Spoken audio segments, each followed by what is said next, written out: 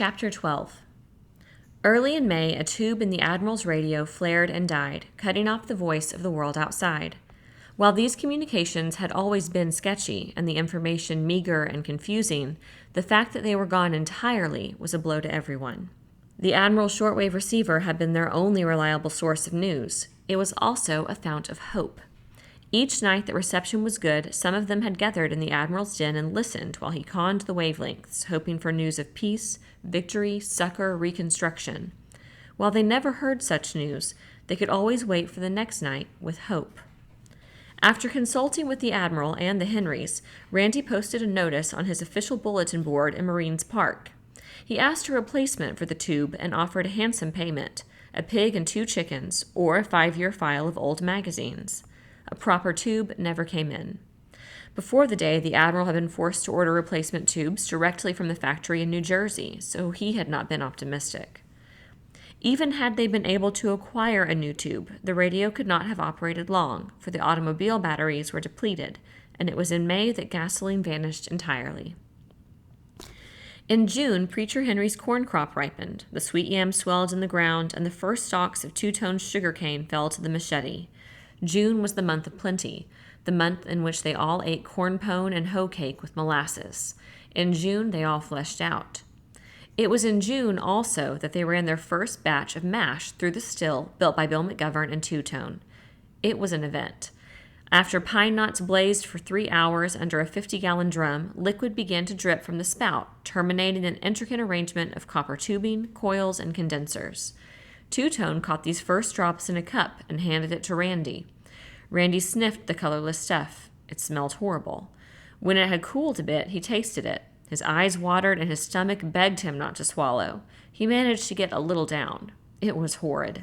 "It's wonderful," he gasped, and quickly passed the cup on. After all the men had taken a swallow and properly praised 2-tone's inventive initiative and Bill's mechanical acumen, Randy said, "Of course, it's still a little raw. With aging, it'll be smoother." "It ought to be aged in the wood," Bill said. "Where will we get a keg?" "It'll be a cinch," Randy said. "Anybody who has a keg will trade it for a couple of quarts after it's aged." But for Dan Gunn, the corn whiskey was immediately useful. While he could not dare use it for anesthesia, he estimated its alcohol content as high. It would be an excellent bug repellent, liniment, and pre-operative skin antiseptic. One day in July, Alice Cooksey brought home 4 books on hypnotism and presented them to Dan Gunn. "If you can learn hypnotism," she suggested, "you might use it as anesthesia." Dan knew a number of doctors and dentists, too, who commonly practiced hypnotism. It had always seemed to him an inefficient and time-consuming substitute for ether and morphine, but now he grasped the idea as if Alice had offered him a specific for cancer. Every night Helen read to him. She insisted on doing his reading, thus saving his eyes. They no longer had candles or kerosene, but their lamps and lanterns burned furnace oil extracted from the underground tanks with a bilge pump. It was true that furnace oil smoked and stank and produced yellow and inefficient light. But it was light. Soon Dan hypnotized Helen. He then hypnotized or attempted hypnosis on everyone in River Road. He couldn't hypnotize the Admiral at all. He succeeded in partially hypnotizing Randy, with poor results, including grogginess and a headache. Randy attempted to cooperate, but he could not erase everything from his mind. The children were excellent subjects. Dan hypnotized them again and again until all he had only to do was speak a few sentences in the jargon of the hypnotist, snap his fingers, and they would fall into the malleable trance. Randy worried about this until Dan explained. "I've been training the children to be quick subjects because in an emergency they have their own built-in supply of ether. And if you're not around, Helen is studying hypnotism too." He was thoughtful. "She's becoming quite the expert. You know, Helen could have been a doctor. Helen isn't happy unless she's caring for someone. She takes care of me." A week later, Ben Franklin developed a stomachache, which forced him to draw up his right knee when he tried to lie down. The ache was always there, and at intervals it became sharp pain enveloping him in waves. Dan decided Ben's pain was not from eating too many bananas. It was impossible to take a blood count, but the boy had a slight fever, and Dan knew he had to go into him. Dan operated on the billiard table in the game room, after putting Ben into a deep trance. Dan used the steak knives, darning needles, hair colors, and nylon line, all properly sterilized and removed an appendix distended and near to bursting. In 5 days, Ben was up and active. After that, Randy, somewhat in awe, referred to Dan as our witch doctor. In August, they used the last of the corn, squeezed the last of the late oranges, the Valencias, and plucked the last overripe but deliciously sweet grapefruit from the trees. In August, they ran out of salt. Armadillos destroyed the yam crop, and the fish stopped biting. That terribly hot August was the month of disaster. The end of the corn and exhaustion of the citrus crop had been inevitable. Armadillos in the yams was bad luck, but bearable. But without fish and salt, their survival was in doubt. Randy had carefully rationed salt since he was shocked in July to discover how few pounds were left. Salt was a vital commodity, not just white grains you shook on eggs. Dan used saline solutions for a half-dozen purposes. The children used salt to brush their teeth. Without salt, the slaughter of the Henry pigs would have been a terrible waste. They planned to tan one hide to cut badly needed moccasins, and without salt, this was impossible. As soon as they were out of salt, it seemed that almost everything required salt, most of all the human body. Day after day, the porch thermometer stood at 95 or over, and every day all of them had manual labor to do and miles to walk. They sweated rivers. They sweated their salt away, and they grew weak and they grew ill, and all of Fort Repose grew weak and ill, for there was no salt anywhere. In July, Randy had gone to Rita Hernandez, and she had traded 5 pounds of salt to him for 3 large bass, a bushel of Valencias, and 4 buckshot shells. She had traded not so much for these things, Randy believed, but because he had helped her arrange a decent burial for Pete, and provided the pallbearers to carry him to repose in Peace Park. Since July, he had been unable to trade for salt anywhere. In Marines Park, a pound of salt would be worth 5 pounds of coffee, if anyone had coffee. You could not even buy salt with corn liquor, potent, if only slightly aged. In August, the traders in Marines Park dragged themselves about like zombies for want of salt. And for the first time in his life, Randy felt a weird uneasiness and craving that became almost madness when he rubbed the perspiration from his face and then tasted the salt on his fingers. Now he understood the craving of animals for salt, understood why a cougar and a deer would share the same salt lick in the enforced truce of salt starvation. But even more important than salt was fish, for the fish of the river was their staple, like seal to the Eskimo. It had been so simple until August. Their bamboo-set poles, butts lodged into metal or wooden holders on the ends and sides of their docks, each night usually provided enough fish for the following day. In the morning, someone would stroll down to the dock and haul up whatever had hooked itself in the hours of darkness. If the night's automatic catch was lean, or if extra fish were needed for trading, someone was granted leave from regular chores to fish in the morning or at dusk when the feeding bass struck savagely. Their poles grew in clumps.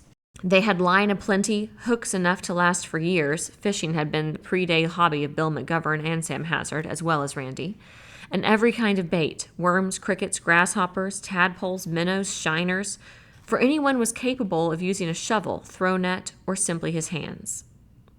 Randy had more than 100 plugs and spoons and perhaps half as many flies and bass bugs. He had bought them knowing well that most lures are designed to catch fishermen rather than fish.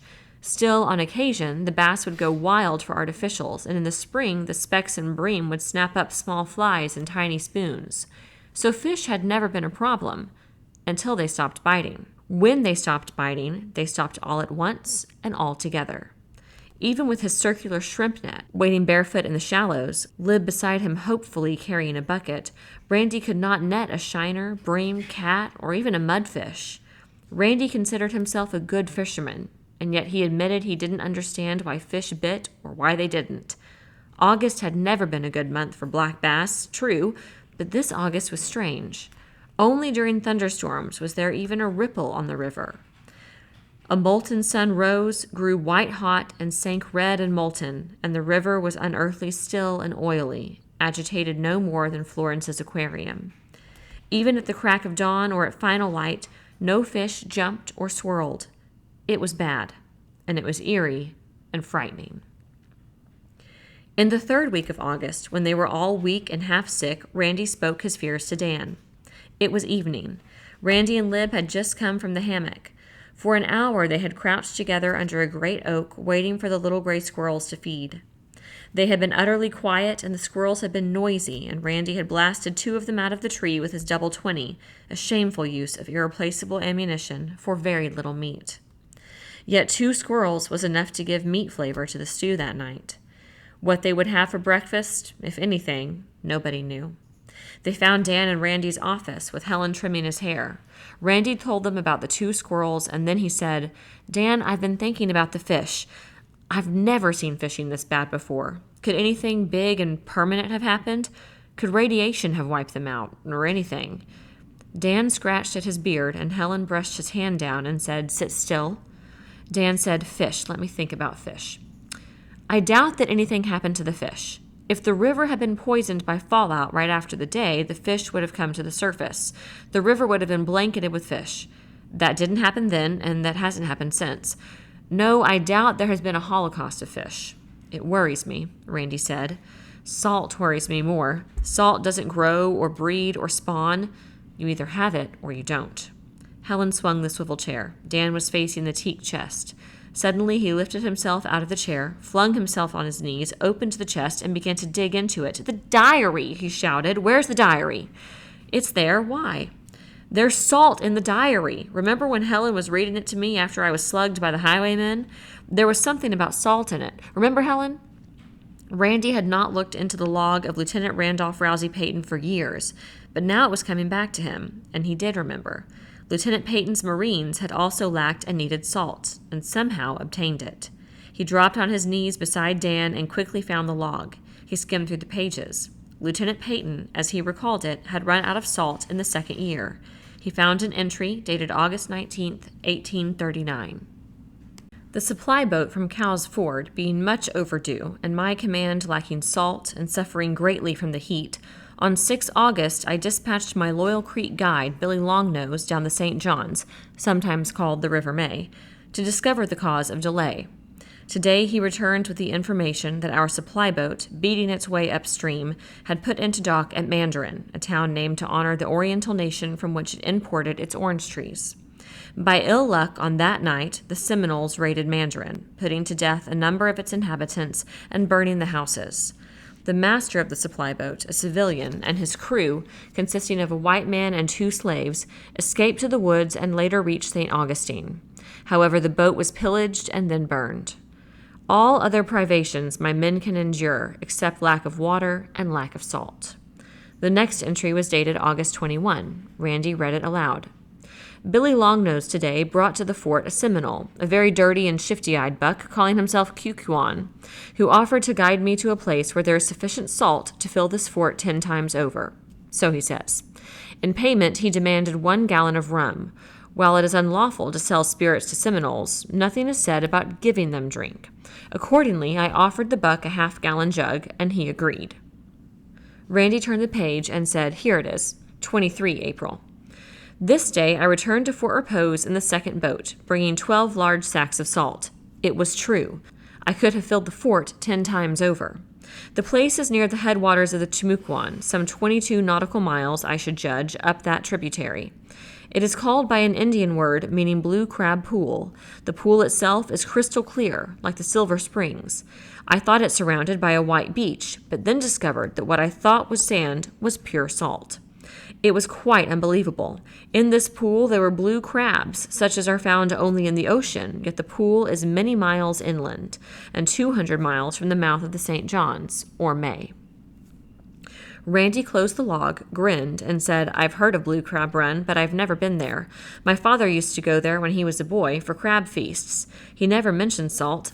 I guess salt didn't impress my father. It was always in the kitchen. He had plenty."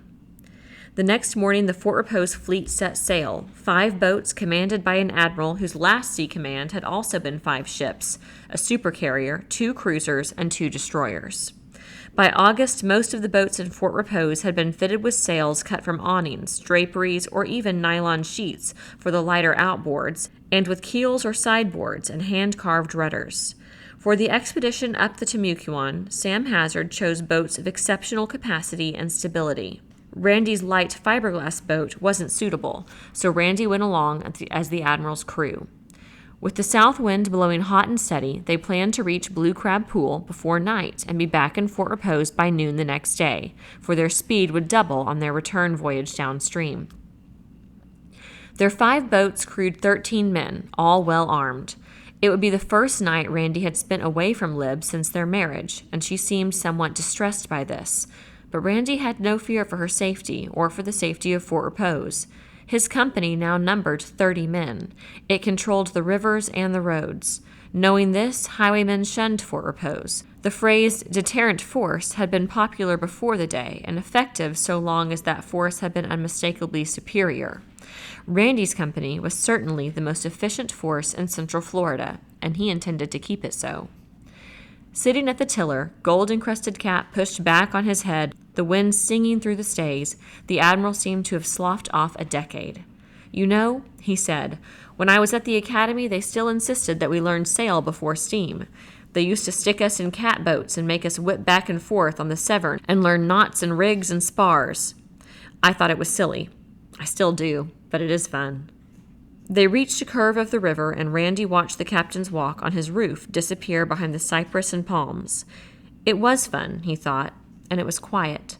In a sailboat, a man could think. He thought about the fish and what happened to them, for his stomach was empty. Payton Bragg was bored, disgusted, and angry. She had helped Ben Franklin plan the hunt. She had even walked to town with Ben and helped him locate the books in the library that told about armadillos. The armadillo, they had learned, was a nocturnal beast that curled up deep underground in daylight hours. In the night, he burrowed like a mole just under the surface, locating and eating tender roots and tubers, in this case, the Henry's yams. The exciting thing that they learned was that in his native Central America, the armadillo was considered a delicacy. The armadillo was food. Then, when it came time for the hunt, Ben had refused to take her along. A girl couldn't stay out all night in the woods, Ben said. It was too dangerous for a girl. She would have presented her case to Randy for judgment, but Randy was gone with the Admiral, and her mother agreed with Ben. So Ben had gone off that evening with Caleb and Graff. It was Ben's contention that Graff was the key to armadillo hunting, and so it had proved. In Germany, the dachshund was originally bred as a badger hound, which meant that he could dig like mad and would fearlessly and tenaciously pursue any animal underground. Ben had been armed with a machete and his .22 rifle, but it was Caleb's spear that had been the effective weapon against the armadillo. They had gone to the yam patch in the moonlight. The whole patch was plowed with armadillo runs. Ben introduced Graff to an opening, and Graff, sniffing and understanding at once, had wormed his way into the earth. Presently there came an awful snarling and growling from a corner of the patch. Locating the armadillo and Graff's sounds, Caleb prodded it with his spear, and the armadillo burst out. This eruption so surprised Ben that he shot it. The others he decapitated with the machete. In the morning, 5 armadillos had been laid out in the Henry's barn. Two-Tone and Preacher cleaned them, and Payton had eaten armadillo for breakfast. She would have choked on it, except that it was tender and delicious, and she was starving. Ben Franklin was credited with discovering a new source of food and was a hero. Payton was only a girl, fit for sewing, pot washing, and making beds. Payton threw herself on the bed and stared at the ceiling. She wanted to be noticed and praised. She wanted to be a hero. She recently had been talking to Lib about psychology, a fascinating subject. She had even read one of Lib's books. "I'm rejected," she told herself aloud. If she wanted to be a hero, the best way was to catch some fish.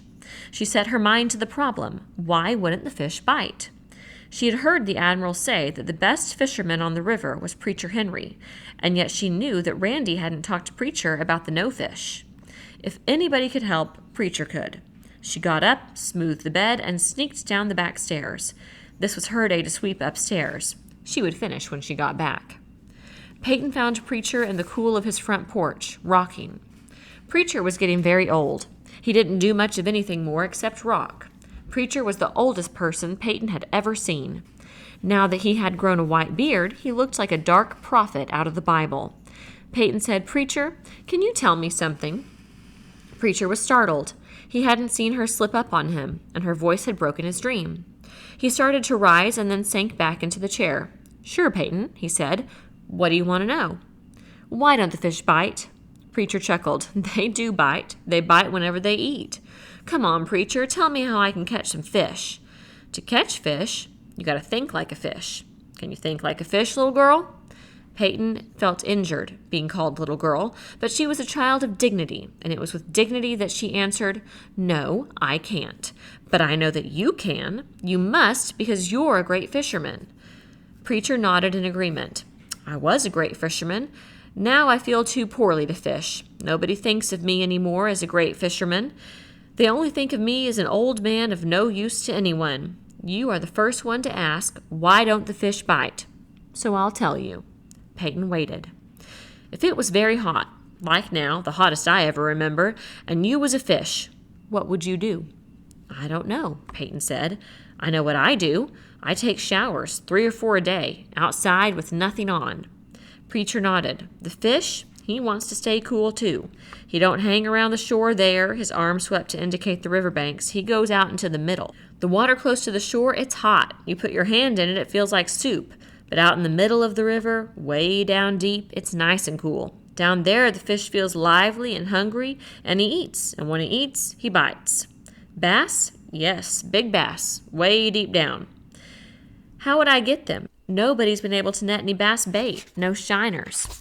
"That's the trouble," Preacher said. "The little fish, he gets hot too, so he's out in there in the middle deep, being chased by the big fish, like always." Payton thought of something. "Would a bass bite a goldfish?" Preacher looked at her suspiciously. "He sure would. He'd take a goldfish in a second if one was offered. But it against the law to fish with goldfish. But if I did have a goldfish, and it weren't against the law, and if I did fish out in the deep channel, then I wouldn't use a bobber. I'd just put a little weight next to my hook so that goldfish would sink right down where that big bass lie." Payton said, "Thank you, Preacher," and skipped away, not wishing to incriminate him further. But if it really was true that goldfish were illegal, she went home, found a bucket on the back porch, and then walked across the river road for a talk with Florence Wetcheck. She and Florence were good friends and often had long talks, but about simple subjects, such as mending. Florence wasn't home. She was probably in town helping Alice at the library. But the goldfish were. She watched them swimming dreamily, ignoring her in their useless complacency. "In with you," she said, and dumped fish and water into the pail. She borrowed Ben Franklin's rod and reel and made for the back dock. She was forbidden to go out in Randy's boat alone, but since she was already involved in one criminal act, she might as well risk another. At noon, Randy had not returned, and Elizabeth McGovern Bragg climbed to the captain's walk where she could be alone with her fears and anxiety. Her father and Dan Gunn had walked to town that morning. With some volunteers from Bragg's troop, they had begun to clean up and repair the clinic. So there was no man in the house, and she was afraid for her husband. He had told her that there would be no danger, but in this new life, the dangers were deadly and unpredictable. She kept her face turned steadily to the east, where the Admiral's striped awning sails should appear at the first bend of the Timucuan. She told herself that she was silly, that Randy and the others, if they found the place at all, might tarry there for hours. They would undoubtedly feast on crab, and she couldn't blame them. They might find it difficult to load the salt. Anything could delay them. From the grass behind the kitchen, Helen called up, "Lib?" She leaned over the rail. "Yes? Is Payton up there with you?" "No, I haven't seen her." "Is she out on the dock?" Lib looked out at the dock and saw that Randy's boat was missing. Before she told Helen this, she scanned the river. It was nowhere in sight. Randy had sailed in the Admiral's cruiser, and the boat should be there. At 5 that evening, the Fort Repose fleet sighted Randy's house. There was no doubt that it had been a triumphant voyage. The 5 boats were deep with salt, the 13 men were filled with boiled crabs, lavishly seasoned, so they were all stronger and felt better, and in every boat there were buckets and washtubs filled with live crabs. The Admiral ran his boat alongside Randy's dock and turned into the wind. "You unload what salt you want here," Sam Hazard said, "and that washtub full of crabs, and I'll sail back with the Henry's share and mine." Randy unloaded. He had expected that Lib would be down at the dock to greet him, or certainly watching from the captain's walk. Coming home with such rich cargo, he was chagrined. He lifted the washtub to the dock and then the 2 fat sacks of salt. 50 pounds, at least, he thought. It would last for months, and when it was gone, there was unlimited supply waiting for him on the shores of the Blue Crab Pool. He said, "So long, Sam. See you tonight." The Admiral pushed away from the dock, and Randy picked up the wash tub, deliberately spilled some of the water that had kept the crabs alive, and walked to the house. The kitchen was empty, except for 4 very large black bass in the sink. He lifted the largest, an 11-pounder, he judged. It was the biggest bass he had seen in a year. It was unbelievable. There was a plate on the kitchen table heaped with roasted meat. It looked like lamb. He tasted it. It didn't taste like lamb. It didn't taste like anything he had ever tasted before, but it tasted wonderful. He thought of the crabs, and their value dwindled to hors d'oeuvres. It was then that he heard the first sobs, from upstairs, he thought, and then a different voice weeping hysterically somewhere else in the house. In fear, he ran through the dining room. 3 women were in the living room. They were all crying, Lib silently, Florence and Helen loudly. Lib saw him and ran into his arms and wiped her tears on his shirt. "What's happened?" he demanded. "I thought you'd never come home," Lib said. "I was afraid, and there's been so much trouble." "What? Who's hurt?" "Nobody but Payton. She's upstairs crying. Helen spanked her and sent her to bed." "Why?" "She went fishing." "Did Payton catch those big bass?" "Yes." "And Helen spanked her for it?" "Not that. Helen spanked her because she took out your boat and drifted downstream. We didn't know what had happened to her until she rowed home an hour ago. She said she couldn't make it sail right." Randy looked at Helen. "And what's wrong with you?" "I'm upset. Anybody'd be upset if they had to spank their child." Florence wailed and her head fell on her arms. "What's wrong with her?" "Somebody or something came in and ate her goldfish." Florence raised her head. "I think it must have been Sir Percy. I'm sure of it. I did love that cat, and now look how he behaves." She wept again. Randy said, "Isn't anybody going to ask me whether I got the salt?" "Did you get salt?" Lib asked. "Yes, 50 pounds of it. And if you women want it, you'll take the wheelbarrow down to the dock and lug it up." He went into the kitchen to clean the beautiful bass and put the crabs in the big pot. It was all ridiculous and stupid. The more he learned about women, the more there was to learn, except that he had learned this: they needed a man around. Then he found a tattered goldfish in the gullet of the 11-pounder. He examined it carefully, smiled, and dropped it into the sink. He would not mention it. There was enough trouble and confusion among all these women already. So ended the hunger of August. In the 4th week, the heat broke, and the fish began to bite again. In September, school began. It was impractical to reopen the Fort Repose schoolhouse. It was unheated, and there was no water. Randy decided that the responsibility for teaching must rest temporarily with the parents. The regular teachers were scattered or gone, and there was no way of paying them. The textbooks were still in the schoolhouse for anyone who needed them. Judge Bragg's library became the schoolroom in the Bragg household, with Lib and Helen dividing the teaching. When Caleb Henry arrived to attend classes with Payton and Ben Franklin, Randy was a little surprised. He saw that Payton and Ben expected it, and then he recalled that in Omaha, and indeed in 2/3 of America's cities, white and Negro children had sat side by side for many years without fuss or trouble.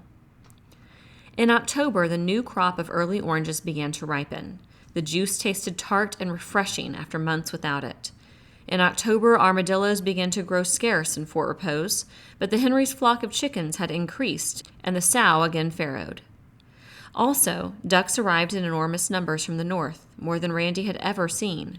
Wild turkeys, which before the day had been hunted almost to extermination in Timucuan County, suddenly were common. Randy fashioned himself a turkey call and shot 1 or 2 every week. Quail roamed the groves, fields, and yards in great coveys.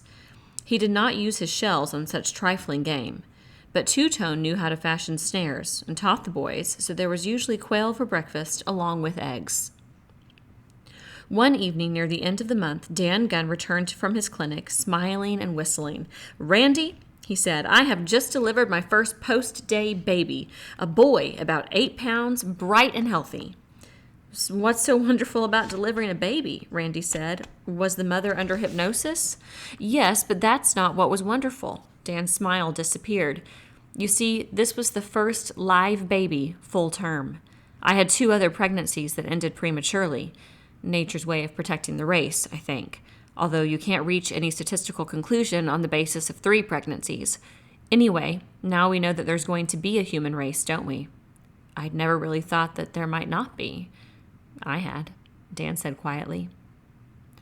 In November, a tall pine, split by lightning during summer, dropped its brown needles and died, and Randy and Bill felled it with a 2-man saw and an axe. It was arduous work, and neither of them knew the technique. It was at times like this that Randy missed and thought of Malachi. Nevertheless, they got the job done and trimmed the thick branches. The wood was valuable, for another winter was coming. Randy went to bed early that night, exhausted. He woke suddenly with a queer sound in his ears, like music, almost. He looked at his watch. It was a bit after midnight. Lib slept quietly beside him. He was frightened. He nudged her. She lifted her head and opened her eyes. "Sweetheart," he said, "do you hear anything?" "Go to sleep," she said, and her head fell back on the pillow. It bounced up again. "Yes," she said, "I do hear something. It sounds like music. Of course, it can't be music, but that's what it sounds like." "I'm relieved," Randy said. I thought it was in my head." He listened intently. "I could swear that sounds like In the Mood. And if I didn't know better, I could swear it was that great Glenn Miller recording." She kicked him. "Get up, get up." He flung himself out of bed and opened the door to the upstairs living room, lit by a lamp on the bar, turned low. It was necessary to keep a fire in the house, for they no longer had matches, flints, or lighter fluid. Randy thought it must be the transistor radio started up again, but at the same time he knew that this was impossible, because he long ago had thrown away the dead batteries. Nevertheless, he picked up the radio and listened. It was silent, yet the music persisted. "It's coming from the hall," Lib said. They opened the door into the hallway. The rhythm was louder, but the hall was empty. Randy saw a crack of light under Payton's door. "Payton's room," he said. The music stopped abruptly. Payton said in a small, frightened voice, "Come in." Payton's room was illuminated by a lamp Randy had never seen before. Payton didn't have a lamp of her own. On Payton's desk was an old-fashioned hand-crank phonograph with a flaring horn. Stacked beside it were albums of records. Randy said softly, "Put it on again, Payton." Payton stopped plucking at the front of her pajamas, hand-me-downs from Ben Franklin, just as Ben's pajamas were hand-me-down from Randy. So fast did children grow. She started the record from the beginning. Hearing it, Randy realized how much he had missed music, how music seasoned his civilization. In the Henry house, Missouri often sang, but in the Bragg house hardly anyone could carry a tune or even hum. Over the rhythm, Lib whispered, "Where did you get it, Payton? Where did it come from?" "The attic. I went up the little ladder in the back hall. Mother will be furious. She told me never to go up there because the rungs were cracked and I might fall. Your mother was up in the attic a few months ago. She didn't see anything." "I know. I was crawling around behind the big trunk and there was a board door that looked like part of the wall. I opened it and there was another room, smaller." Randy said, "Why'd you do it, Payton?" "I don't know. I was lonely and there wasn't anything else to do, and I'd never been up there. You know how it is. When you've never been someplace, you want to go." Randy opened one of the albums. "Old 78s, he said, his voice almost reverent. "Classic jazz. Listen to this. By Tommy Dorsey, Come Rain or Shine. Stardust, Chicago. Carmen Cavallaro's Stormy Weather. Also, Body and Soul. Artie Shaw's Back Bay Shuffle. All the best by the best. I'm certain this must have been Father's collection. I've never seen this machine before, but I remember the records." In the Mood ended. Randy said, "Turn it over, Payton." "No, put this one on." "You're not angry, Randy?" Payton said. "Angry? I should say not. I found some other stuff in there, too." "Like what?" "Well, there's an old-time sewing machine, the kind you work with your feet. There's some big kerosene lamps, the kind that hang. The one on this desk I found up there, too. All I had when I went up there was a little stub candle. Then there's an old pot-bellied stove and a lot of iron pipe. Oh, and lots of other junk. I left it because I wanted to try the record player. The only other thing I brought down for you and Dan, Randy. It's there on the bed." Randy picked up the black leather case. It looked familiar. He had seen it before. He opened it and saw the 2 matched straight-edge razors that had belonged to his father. He leaned over and kissed Payton on the top of the head. "Don't worry about what your mother will say," he told her. "I'll handle everything for you. If I had medals to give, I would pin one on you, Payton, right now." In this manner, Payton became a heroine.